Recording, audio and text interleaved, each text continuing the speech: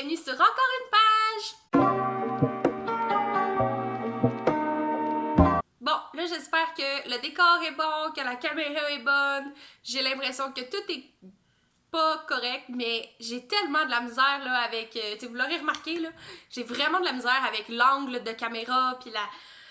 Ça va pas bien, je suis pas bien équipée, ça marche pas mon affaire, mais je fais de mon mieux, fait que prenez comme je suis, puis là je suis en train de me dire que je devrais arrêter de penser à ça, à avoir un décor pis tout, parce que ça marche pas avec moi. Bref, aujourd'hui, on se retrouve pour ma pile à lire du week-end sans signet, le Liraton d'Anne Literarum. C'est un projet, je sais pas trop comment appeler ça autrement, là, mais c'est une initiative qu'elle a prise de nous encourager à lire plus, ou en tout cas à prioriser la lecture du 30 juillet au 2 août. Donc elle a appelé cet événement-là le week-end sans signet, et elle nous a fait des petits templates, donc des menus avec des catégories à respecter. Puis là, c'est sûr que moi, s'il y a des catégories à quelque part, j'embarque, là, j'aime tellement ça, ce genre de trucs-là, les consignes, ça me parle. Sans plus attendre, je vais vous présenter qu'est-ce que j'ai choisi de lire pour ce week-end sans signet. Donc, ça commence le jeudi minuit et ça se termine, je crois, le dimanche, le 2 août, à minuit aussi. Mais comme je me connais, ça m'étonnerait que je lise à minuit, là, mais en tout cas. Je sais pas si j'oublie des détails pour le Liraton, mais en tout cas, je vais mettre la vidéo d'Anne en barre d'infos si vous voulez aller le voir. Et son blog aussi, où on peut retrouver des détails et les fameux templates. La première catégorie, c'est un livre dont la couverture contient ma couleur préférée, et je n'ai pas de couleur préférée. Ça change dépendant de mon mood, mais je dirais que dans les couleurs que j'aime beaucoup, le pastel s'y retrouve. Le vert menthe, le lilas, le rose poudre, le bleu poudre, comme ce qui est pastel, ça me rejoint à fond la caisse. Je pourrais pas dire quelle est ma couleur préférée. C'est sûr que ma mère elle dirait c'est le turquoise parce que j'aime beaucoup ça, mais c'est quand même pas ma couleur préférée. Je m'habille pas vraiment en turquoise, tu sais. Mais je l'aime dans la décoration. Fait que c'est comme... Bref. Tout ça pour dire que j'ai choisi un livre qui avait beaucoup de couleurs et qui fait partie de mon défi livresque estival parce que, parenthèse, je me suis dit que quand t'as passé 4 jours à lire plus, ben j'étais pour avancer ma fameuse pile à lire du défi livresque estival. Il y a des lectures un peu hors palle, mais ça vient principalement de là parce que je suis rendue à 25 livres, hein, je l'ai déjà dit. Fait que faut que je fasse descendre ça jusqu'à la fin août. Donc, on revient à ma couleur préférée. J'ai choisi Trouve-toi une vie de Fabien Cloutier, chronique et saute d'humeur. Donc, il y a le petit vert menthe ici, il y a le petit rose, là, il est plus ou moins pastel, mais il y a comme un petit vert pastel, du petit beige, du gris. Fait que je trouvais que c'était vraiment, ça représentait bien ce pastel-là. Puis sinon, le fait qu'il y a plein de couleurs, ça me parle aussi. Donc, c'est vraiment un court livre, 140 pages, c'est écrit comme en vert un peu. Ça a l'air d'être un peu comme chronique. Ben ça s'appelle chronique et saute d'humeur. Hein? Fait que je le faisais compter pour ma catégorie Sunday et pensée. Fait que ça va être une chouette lecture, super douce. Puis il y a des images ça aussi. Fait que tant mieux. La deuxième catégorie, c'est un livre qui contient un blurb d'une personne que je connais, d'un auteur que je connais. J'avais choisi un livre que j'ai dû aller reporter à la bibliothèque parce que je pouvais plus le renouveler. J'avais atteint ma limite et je l'ai remprunté, mais à une autre bibliothèque, et là c'était une nouvelle édition et il n'y avait plus de blurb. Pas grave, je l'ai mis plus tard, fait que je vais vous le présenter. Mais là je me suis mis à fouiller dans ce que j'avais à lire et je suis tombée sur une découverte. J'ai écrit à la personne concernée comme juste après parce que j'ai eu un petit cri là, quand je l'ai remarqué. Donc, le livre que j'ai choisi, c'est Guide d'éducation sexuelle pour le nouveau millénaire de Olivier Sylvestre. C'est une pièce de théâtre et à l'arrière, à la fin du livre, il y a un blurb qui parle de Olivier Sylvestre. Et là, j'essayais de voir. J'étais comme Dominique Tardif, ça me dit rien. Pierrette Boivin non plus. Denis Gama, Joël Pelletier-Nollet, non. Chantal Guy, Camille Gauthier, Maps Booktube. Je capotais là, genre c'est elle c'est son commentaire sur Olivier Sylvestre ici. Je trouve ça malade qu'elle soit citée comme exemple ou tu sais comme opinion crédible et tout. Genre je trouve ça vraiment le fun qu'une fille d'internet comme ça réussisse à comme s'immiscer dans les livres. Comme c'est vraiment chouette. Fait que c'est sûr que c'est ça que je lis. Puis on dirait juste le fait que il y a cette citation de Maps, ça m'a donné encore plus envie. Déjà que j'avais super hâte de lire ça parce que j'avais vu la pièce de théâtre puis j'avais hâte de retomber dans l'univers. Là, je suis comme vraiment excitée là, parce que je trouve ça super cool qu'elle soit dedans ce livre-là. Puis elle savait pas en fait. Donc c'est moi qui ai appris, tu sais, il y a pas quelqu'un qui a écrit « Ah, c'est correct si on prend tes propos comme non, c'est ça, elle est dedans, mais elle était super contente, fait qu'en tout cas, j'espère que tu vas l'acheter, Maps, parce que c'est... En tout cas, moi, si j'étais toi, je l'achèterais pour juste avoir ce souvenir-là qu'on m'a cité en exemple. Fait que, ça, c'est pour la deuxième catégorie. Troisième catégorie, et ben là, il y a le fameux livre que j'ai dû avoir une nouvelle édition, et je l'ai choisi, c'est un livre qui doit être écrit en français. Donc, c'est assez facile, là. J'avais vraiment beaucoup de choix. Donc, en français à l'origine, là, c'est pas une traduction. Puis, j'avais à le lire pour le tag 100% bleu. C'était une recommandation de ma meilleure amie Caroline, L'odeur du café de Dany Laferrière. Donc là, c'est une nouvelle édition. Je trouve quand même qu'elle fait estivale parce que, tu sais, c'est ça, il y a un petit vélo, le petit lac. Je trouve que ça fait... je sais pas pourquoi, il y a comme plein de fourmis. Sur l'autre édition que j'avais, il y avait pas... c'était pas la même illustration. Puis il y avait pas des fourmis de même. Fait que là, je me dis, il y a peut-être quelque chose...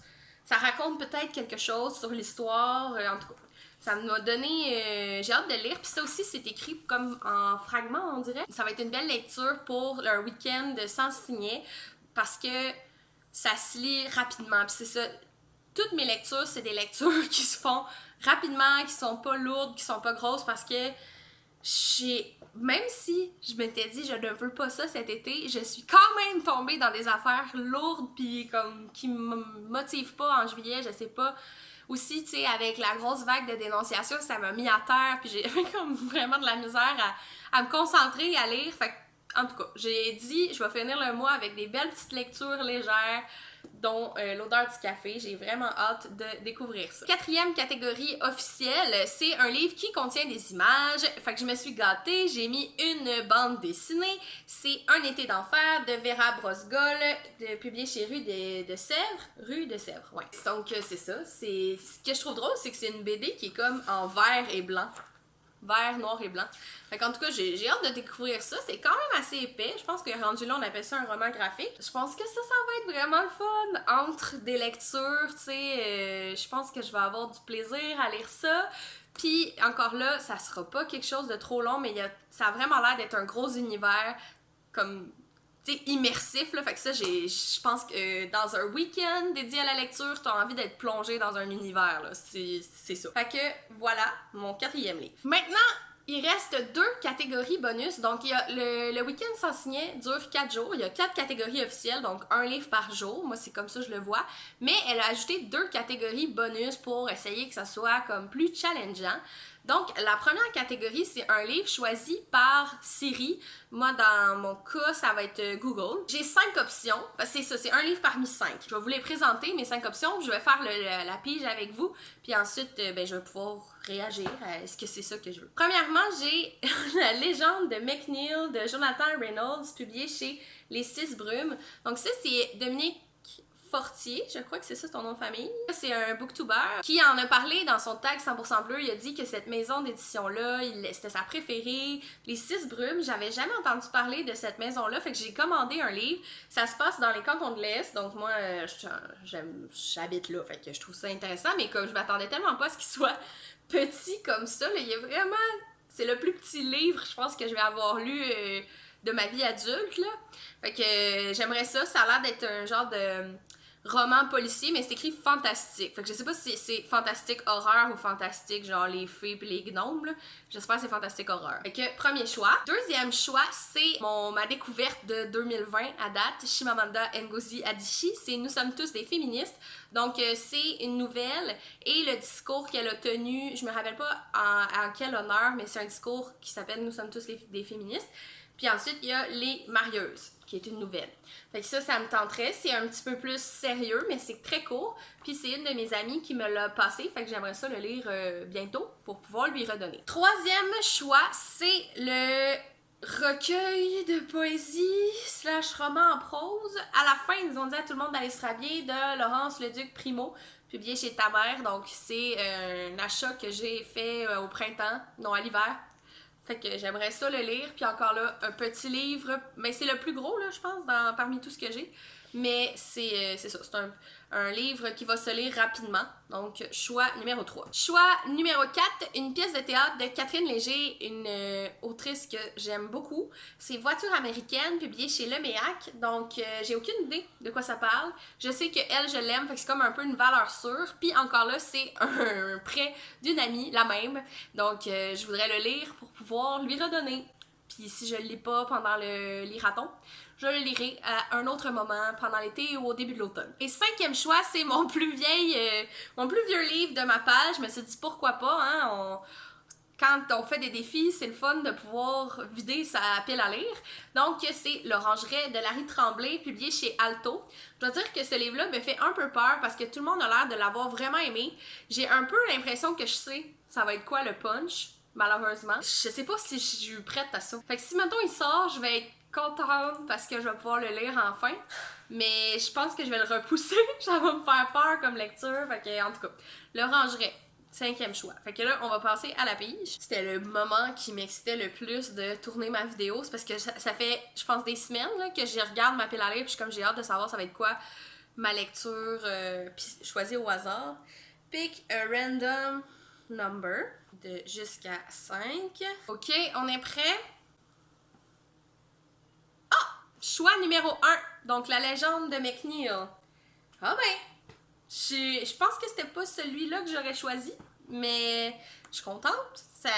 J'avais hâte de le découvrir, fait que c'est bon. Puis ça va me finir une catégorie pour le défi Livresse Festival, parce que lui, il va dans Après-midi à l'ombre. Puis il me reste juste lui à lire dans cette catégorie-là, fait que ça va être ça. Et finalement, la dernière catégorie bonus du week-end sans signet, c'est un livre qu'on lit sans signet, donc sans s'arrêter. J'ai vu que Anne, dans sa pile à lire, elle s'est mis un gros livre. Puis là, j'étais comme, oh, moi, je sais pas si je triche, là, mais j'ai pas mis un gros livre du tout. J'ai mis un genre d'album. C'est Les Enquêtes de Sherlock Holmes, l'aventure du ruban moucheté de Arthur Conan Doyle et Christelle Espier. Je pense que c'est elle qui a fait les illustrations. Fait qu'il y a... je sais pas si... Il est vraiment gros. Fait qu'il y a des dessins, mais il y a aussi du texte, là. Oh, j'espère que tout est correct, là. J'ai manqué de place encore. Quand je dis que mon setup est vraiment à revoir, là. Mais tu sais, c'est pas un album jeunesse, là. Il y a du texte en masse, là, à lire, mais c'est qu'il y a des illustrations. Fait que je me suis dit que ça serait un bon choix pour cette catégorie-là, parce que ça me donnerait moins envie d'arrêter le fait qu'il y a comme des petites pauses illustrations. Puis c'est quand même un pas pire album, là, je pense. Puis c'est la même amie qui me l'a passé. Fait qu'il y en a 3 que je voulais avancer, mais finalement, il y aura juste celui-là que je vais pouvoir avancer dans ce qu'elle m'a passé. Quand même hâte de découvrir Sherlock Holmes. Donc, en gros, je vous rappelle, là, en fait, ça fait 6 livres. Donc, Trouve-toi une vie. Ensuite, j'ai Guide d'éducation sexuelle pour le nouveau millénaire. J'ai L'odeur du café, Un été d'enfer, La légende de McNeil et Les enquêtes de Sherlock Holmes. Donc voilà ma pile à lire pour le week-end sans signet de Anne Littérarum. Je vous invite à me dire dans les commentaires si vous participez vous aussi au week-end sans signet. J'ai vraiment hâte à cet événement-là. Je sais que genre elle est excitée de ça, mais comme moi aussi j'ai vraiment hâte de faire ça. Je sais que aussi je vais en faire un vlog. J'espère que tout va bien aller parce que ces temps-ci ça va pas bien. L'enregistrement de vidéos et tout, on reviendra pas là-dessus, mais en tout cas, ça va mal, donc j'espère que ça ira bien pour ce vlog-là. Fait que c'est ce qui est ça pour ma pile à lire du week-end sans signet. Sur ça, je vous souhaite du succès dans vos projets et dans votre vie, et on se revoit très bientôt.